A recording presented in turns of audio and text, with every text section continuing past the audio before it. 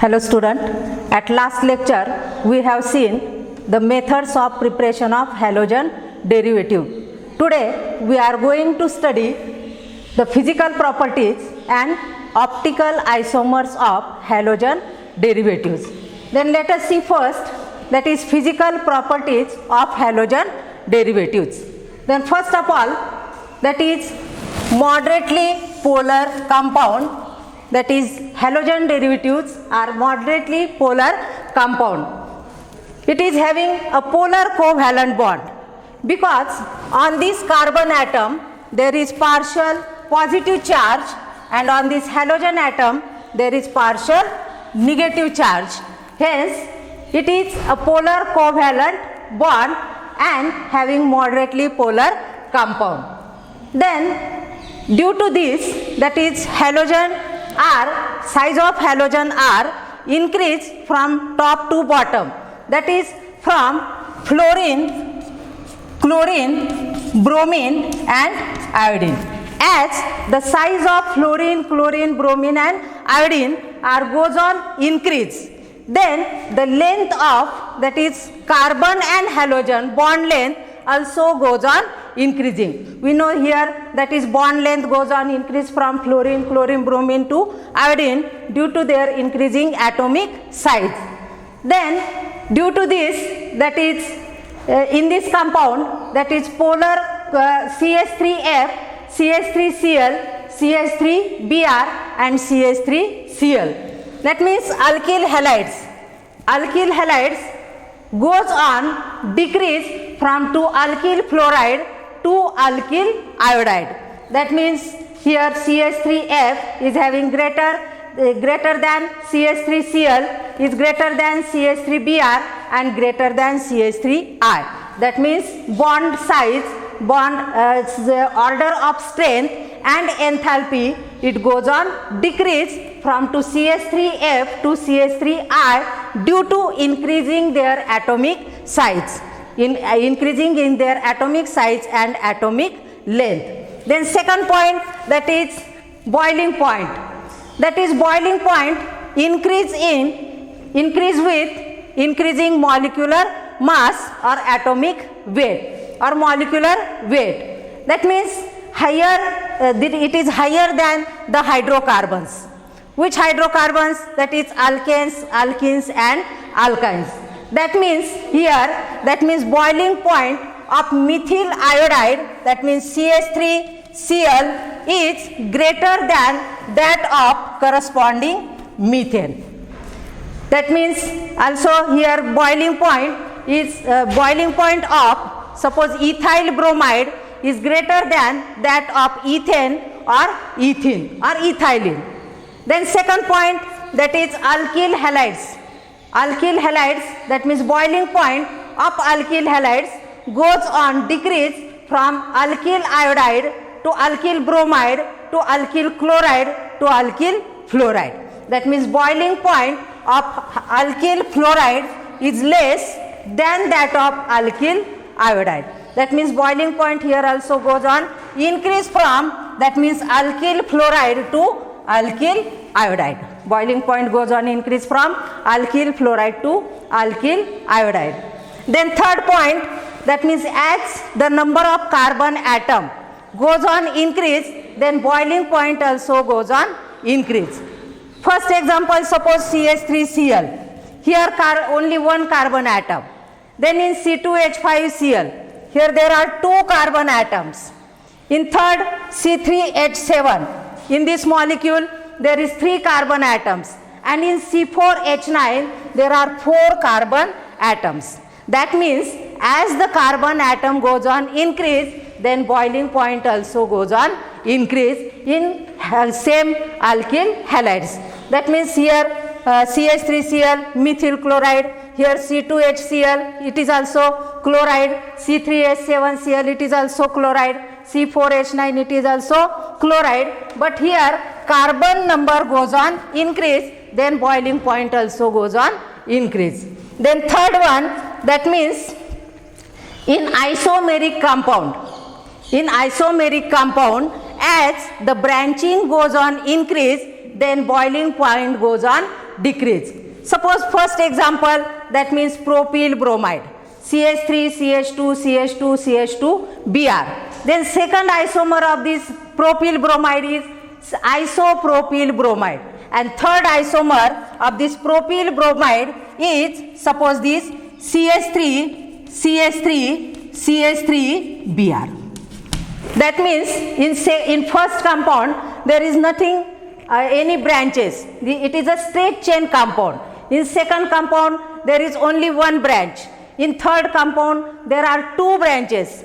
That means in straight chain compound boiling point is higher, and in second compound, as there is one branch, boiling point is less than that of straight chain compound. And in third, here branches are increased, then boiling point is also goes on decrease. This is because of, that is the increase in van der Waals force. That means as the surface area is larger, then van der Waals force is higher.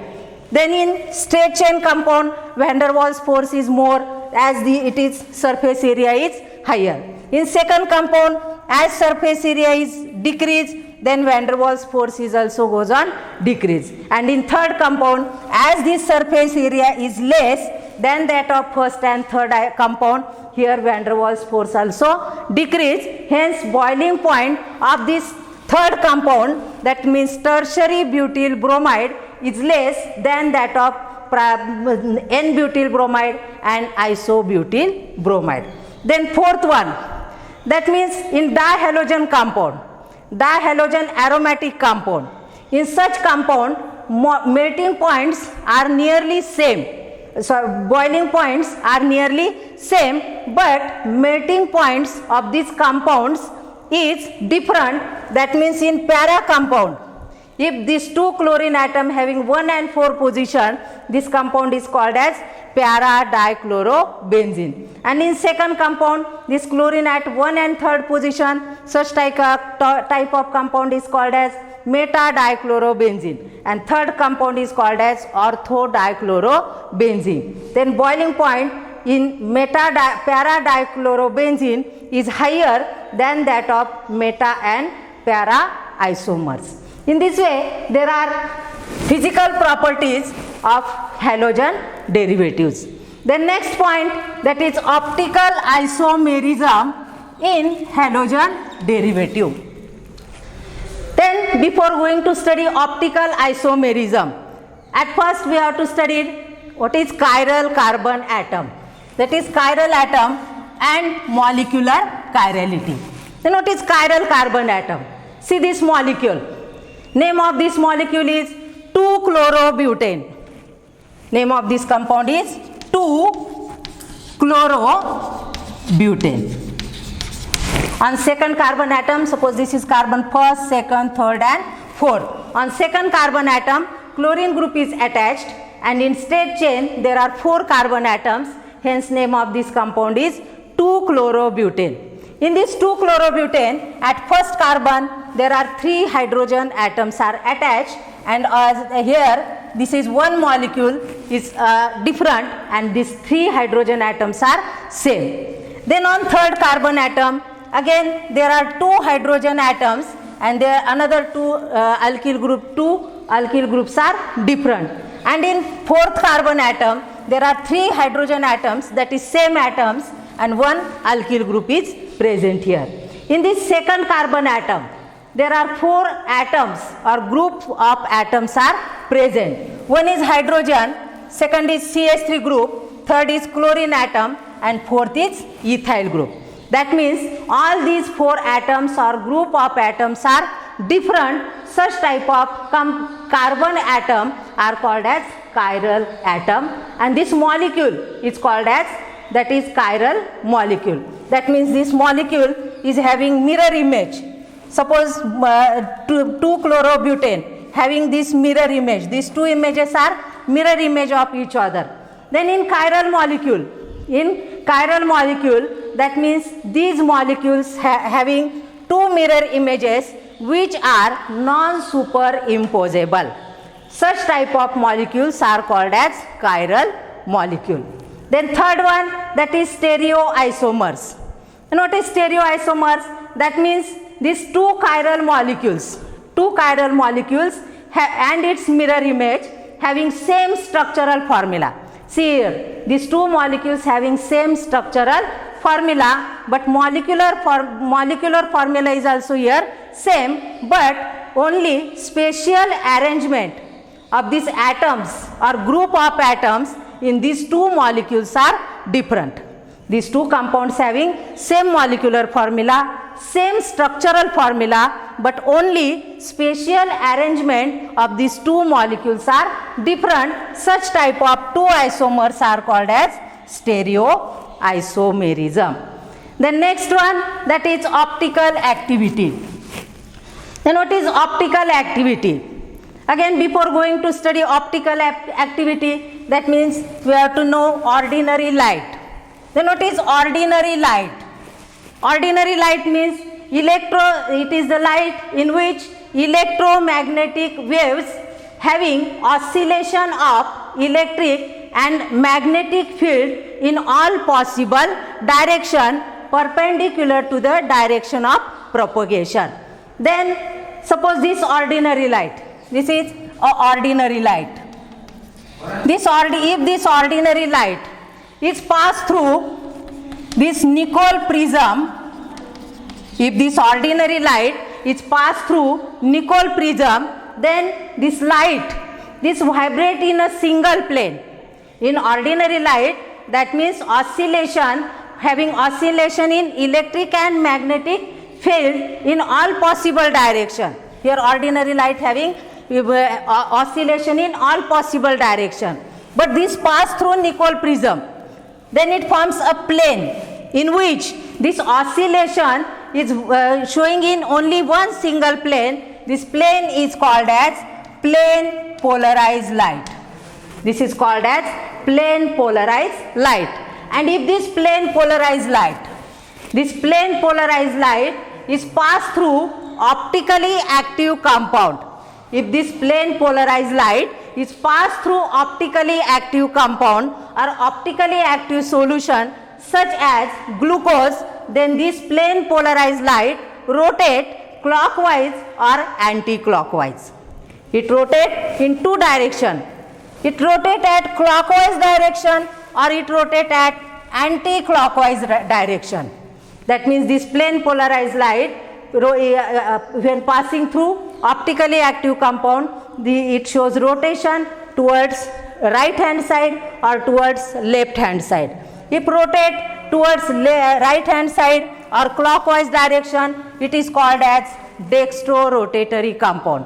If this rotate towards left hand side or to anti-clockwise direction, it is called as leo-rotatory compound. That means it shows these two isomers. These are called as enantiomers. These two rotatory compound, one is dextro-rotatory and another leo-rotatory, these are called as enantiomers. The next point, that is enantiomers. That means the optical isomers which are non-superimposable mirror images of each other are called as enantiomers or enantiomorphs or optical antipodes. That means if one rotate optical clockwise direction, second having anti-clockwise direction. Another again see this example. Suppose this structure of 2-chlorobutane. This is mirror image. This 2-chlorobutane, suppose one molecule is dextro-rotatory, then another molecule becomes leo-rotatory. If this molecule is rotate towards clockwise direction, towards right hand side or at clockwise direction, it is called as dextro-rotatory or D2-chlorobutane. And another molecule, if this is dextro molecule, then another molecule becomes leo-rotatory compound. That means it rotates its plane polarized light towards left hand side or anti-clockwise direction, hence it is called as DL2-chlorobutane. In this way it shows, that means two enantiomers, and these two enantiomers having, that means these two having non-superimposable mirror image. These also having non-superimposable mirror image. That means definition of enantiomers is that is optical isomers which are non-superimposable mirror images of each other are called as that is enantiomers or enantiomorphs or optical antipodes. Then last point of this optical activity is racemic mixture. Then what is racemic mixture? That means equimolar mixture of enantiomers, which suppose these two enantiomers, 50% dextrorotatory compound and 50% leo-rotatory compound. That means equimolar mixture of enantiomers, one is suppose dextrorotatory, another is leo-rotatory, are optically inactive. Why it is optically inactive? That means due to molecules of one enantiomers is cancelled by equal and opposite optical rotation. This is also called as that is due to their external compensation. That means one having rotation towards right hand side, one having rotation towards left hand side.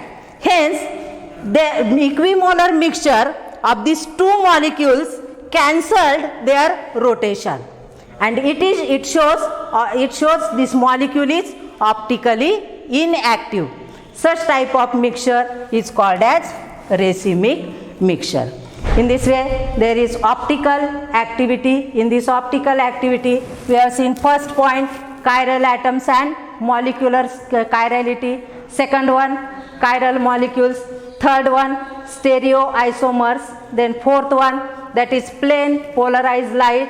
Then next one, enantiomers, and last one, that is racemic mixture. And in physical properties, that means we have seen here moderately polar compound, first point. That means second point is boiling point. Then this is about boiling point. And third is solubility. Insolubility, that is these alkyl halides are insoluble in water and soluble in organic solvent.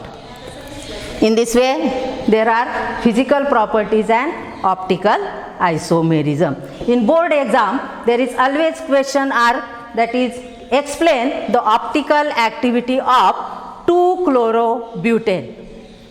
In this way, there are definitions of chiral atom, chiral molecule, stereoisomer, racemic mixture, etc. Define any definition of these terms, or long question that is explain the optical activity of 2-chlorobutane, or next example explain the optical activity of lactic acid. Now we can stop here. Thank you.